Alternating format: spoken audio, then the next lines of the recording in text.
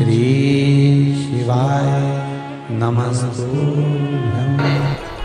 शुक्रवार की अगर प्रदोष पड़ती है तो शिव नीलकंठ पर विराजमान होते हैं। हमारे यहाँ कहते हैं सोमवार की जो प्रदोष पड़ती है वो इच्छा पूर्ति करती है,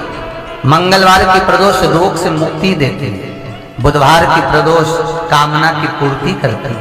गुरुवार की प्रदोष शत्रुओं का नाश करती है, शुक्रवार की प्रदोष सुख और शांति देती है, शनिवार की प्रदोष संतान का सुख देती है और रविवार की प्रदोष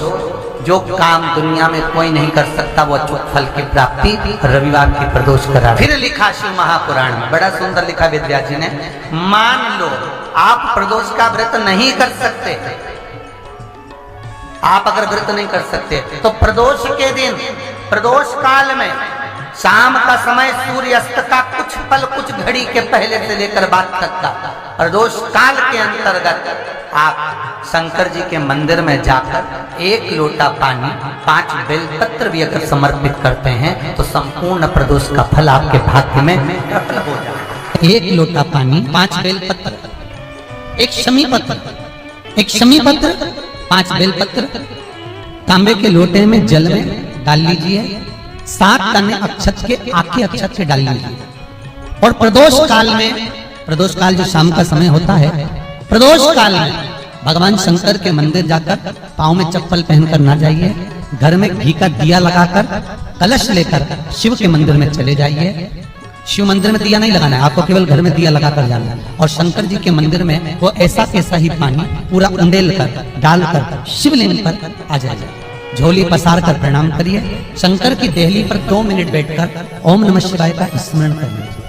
कुछ देर शिव के मंदिर में प्रदोष के समय पर प्रदोष के दिन बैठकर शिव नाम का जाप करें, जल का पात्र वापस घर में ले आए और बड़े प्रेम से अगले महीने फिर प्रदोष के दिन फिर प्रदोष काल में शिव के द्वारे जाना, फिर विनती करें, कहीं मत जाना, केवल शंकर की शरण में जाना, उससे कहना,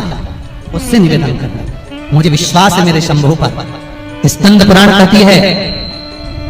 शिव महापुराण कहती है, अगर आपने 2 या 3 या 4 प्रदोष ही कर लिए तो मेरा महाकाल बाबा आपकी झोली तो भर ही देगा। खुशी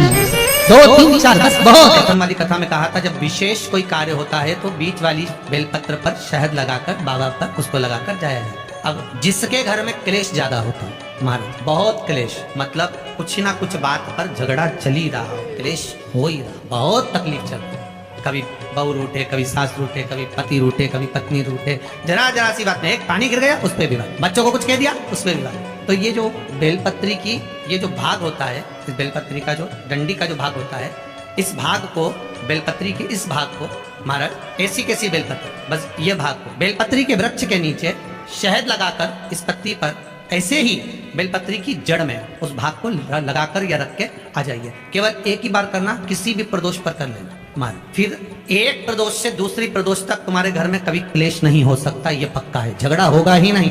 हाँ वो जानबूझ के झगड़ लो तो बात दूसरी है, किसी और वाला महाराज की बात झूठी करना है तो अपन तो झगड़ो, चाहे कुछ भी हो जाए। अब भाई कई लोग तो होते हैं विरोध में खड़े होने वाले, तो उनका मन इनने किया अपन को नहीं करना, अच्छा अपन को नहीं करना, तो अब कहीं का कह दे कि भाई अपन को तो अब घर में झगड़ा ही नहीं हो रहा, तो वो झगड़ा कराने के लिए मन में सोचेंगे अपन तो झगड़ेंगे, चाहे कुछ भी होता है। कई बार ऐसा मन में भाव जागृत हो जाता है कि भाई देखना पड़ेगा अपन को, प्रैक्टिकल तो करो, और हम भी कहते हैं प्रैक्टिकल करो